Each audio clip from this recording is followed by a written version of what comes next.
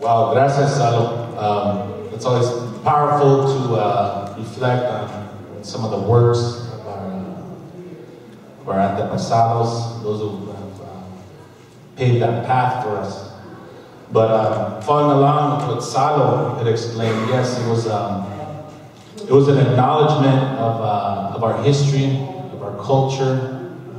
In the early 90s, there was a real resurgence of Chicanismo, particularly indigenismo, with the Zapatista uprising, with the passage of 187, Proposition 187 in California is when, these things really mobilized us here in Tucson. Accompanying, we had people like Professor Dr. Rick Orozco at Sunnyside, not waiting for permission from the school district to implement and teach Chicano studies. So we had mentors in the community, and we gathered and we organized and we worked in the high schools, mentored the high school students, and said there's no reason why we should not have a responsive education for Chicano youth. Also acknowledging and bringing honor to our parents, because schools do not allow our children to bring honor to ourselves, to our community. So for example, my mother's here in the back, those of her generation,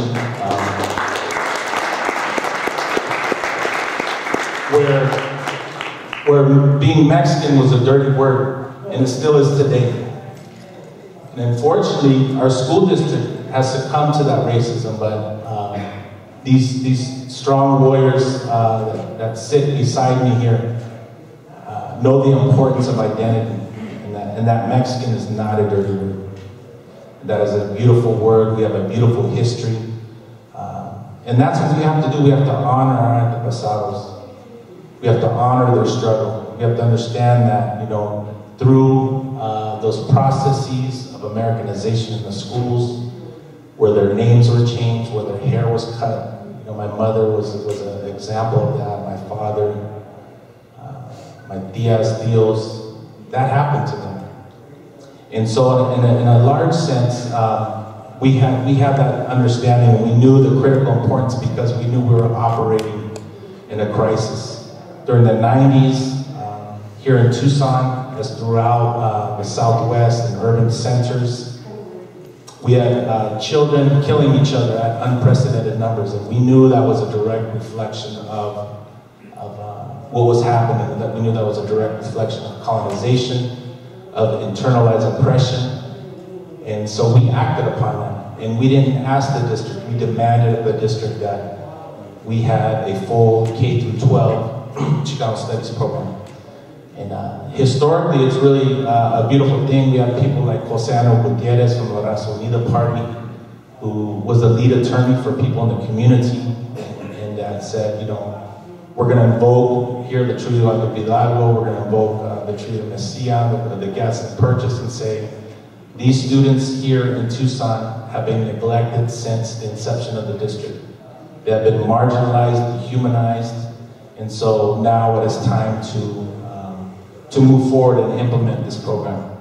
So the convergence of our understanding of the history, our activism as machistas at the University of Arizona in the late 80s, early 90s, and the activism of the youth at the time in the high schools, demanding for a Chicano studies. So that's a little bit of the historical context from which we're operating. And I think we really need to study that history. There's too many folks here in this town that really ignore that. And we've really taken a step 50 years back or more with the elimination of Mexican American studies.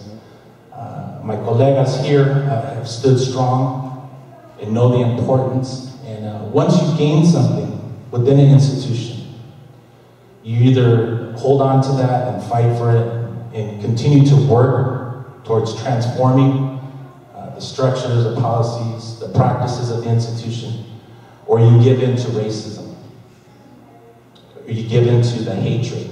But we cannot do that because our parents, our abuelos, are the very reason why we're here. So We might not have be in the ideal positions within the schools. We may have been fired from the schools. Nonetheless, I really believe our dignity is more important, and we continue to fight for having Chicano studies, for having Mexican American studies. Gracias.